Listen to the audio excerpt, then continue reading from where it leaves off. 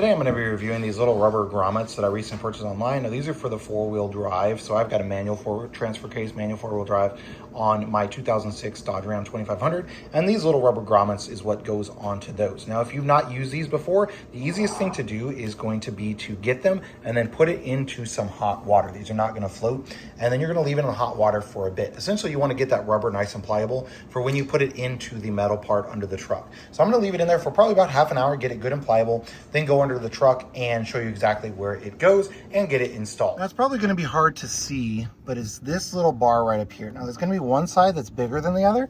So the bigger side is the side that you want to put it in on. So it's actually going to go in on this side, which is going to be the driver's side. And that's the way this little rubber grommet goes in on. And then it's this little bar, right?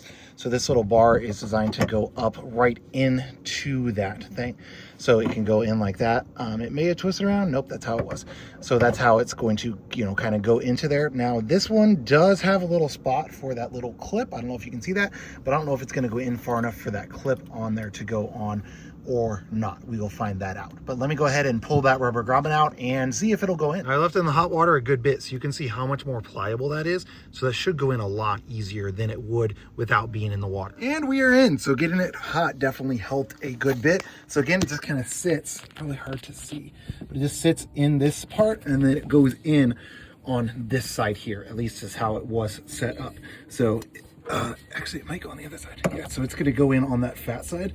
So you can see now this just kind of goes right into there, right like so.